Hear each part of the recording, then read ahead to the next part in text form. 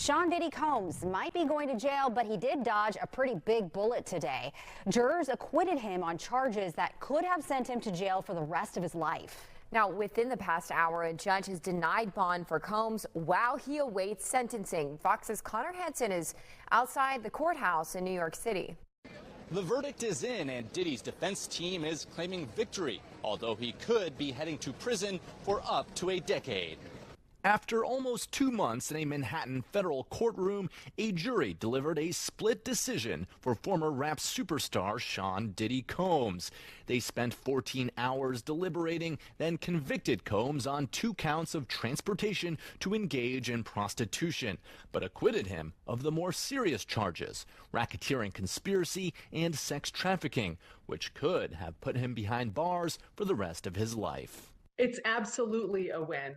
The defense took a really big gamble going to trial on this case. Really, any time that a defendant chooses to go to trial against the federal government, it's a big gamble. But Combs isn't out of the woods yet. Both of his convictions carry a maximum sentence of 10 years, meaning he'll likely be facing some time in a federal prison. We would have liked to have seen a conviction on the sex crimes in RICO, but we're just pleased that he still faces substantial jail time. This is being seen as a big win for defense attorneys, while the prosecution says it's remaining focused on the victims.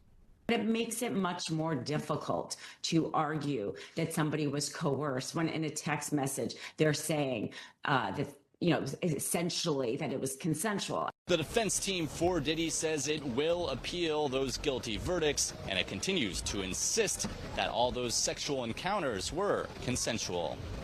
In New York, Conner Hansen, Fox 26 News.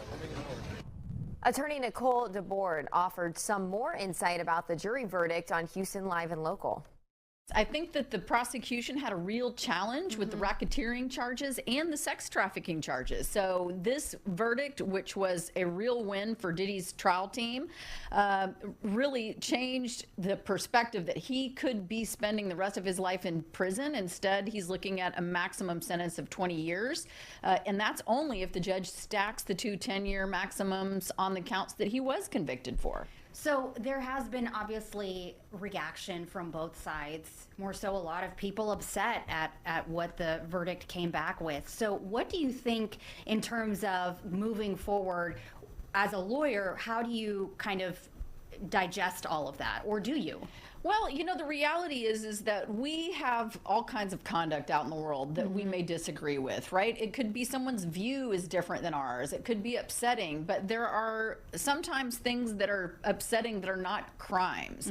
And while this may not be the lifestyle people live, the jurors in this case decided that the things that were brought to them, at least in the sense of racketeering, were not crimes. They were not proven by the prosecution to be a criminal enterprise. He was convicted of transporting people for prostitution, and I think that was made clear through the testimony. That's about the only thing that I think that the prosecution successfully proved with those 34 witnesses during this trial.